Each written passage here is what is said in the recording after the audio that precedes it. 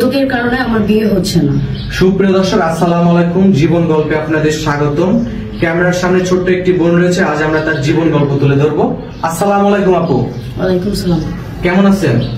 আলহামদুলিল্লাহ ভালো, আপনি? আলহামদুলিল্লাহ। বোন, আপনার নাম কি? আমার নাম মিষ্টি। মিষ্টি, মিষ্টি তোমার গ্রামের বাড়ি কোথায়? আমার গ্রামের বাড়ি কুড়িগ্রাম।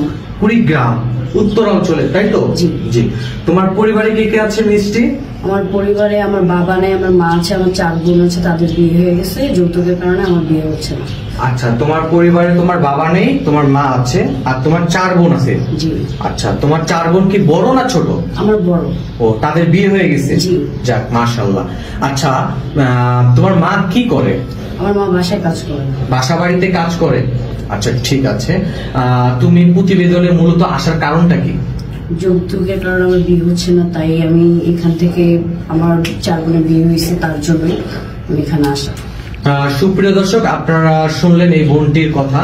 তার যৌতুকের কারণে বিয়ে হচ্ছে না, তার 4 বোনের বিয়ে হয়ে গেছে, তার যৌতুকের কারণে বিয়ে হচ্ছে না। এই জন্য আমাদের কাছে এসেছে, যেন যৌতুক বিহীন একটা জামাই চায়, তাই তো? জি। আচ্ছা, কেমন যৌতুক চায় আপনাকে বিয়ে করার জন্য? এমন পরিমাণ টাকা, যেমন 3-4 লাখ টাকা, যেটা আমার দেওয়ার ক্ষমতা নেই। মানে 3-4 লাখ টাকা দাবি করে আপনাকে বিয়ে করার জন্য? এখনো কি যৌতুকের প্রথা আছে? হ্যাঁ। আপনি জানেন যৌতুক নেওয়া ও দেওয়া দুটোই অন্যায়? জি। আচ্ছা, ঠিক আছে।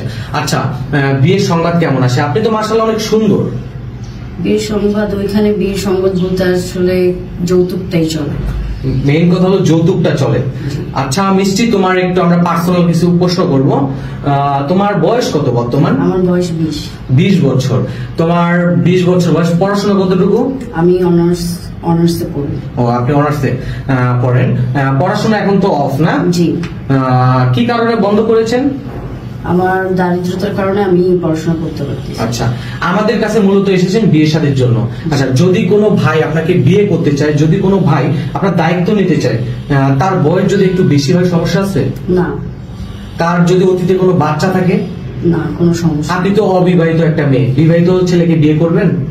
সে আমারে যদি সুন্দরভাবে দেখাশোনা করতে পারে, আমাকে বুঝতে পারে, তাহলে আমার আর কিছু দরকার নেই। তাহলে আর কিচ্ছু দরকার নাই? না। ভেবে বলতেছেন তো? যাক, আলহামদুলিল্লাহ, আপনার কথাগুলো ভালো লাগলো। যদি কোনো ভাই তার বউ অসুস্থ, তার বউকে সেবা করার জন্য আপনাকে বিয়ে করতে চায়, সেক্ষেত্রে কি করবেন? সেক্ষেত্রেও আমি বিয়ে করবো তাকে। সত্যি? জি। যাক, আলহামদুলিল্লাহ। আচ্ছা, যদি কোনো প্রবাসী ভাই আপনাকে বলে, মিষ্টি আমি তোমাকে বাহিরে নিয়ে যাব, দেশের বাইরে নিয়ে যাব, ওখানে রাখবো, যাবেন? জি। আপনার পার্সোনাল ফোন আছে বোন? না, আমার কোনো ফোন নাই। সুপ্রিয় দর্শক, তাহলে আপনার সাথে যোগাযোগ করবে কিভাবে? আমাদের মাধ্যমে যোগাযোগ করলে হবে? হ্যাঁ। কারণ আপনার তো ফোন নাই, তাই না? জি। সুপ্রিয় দর্শক, আপনারা সবই শুনলেন এই বোনটির জীবন গল্প।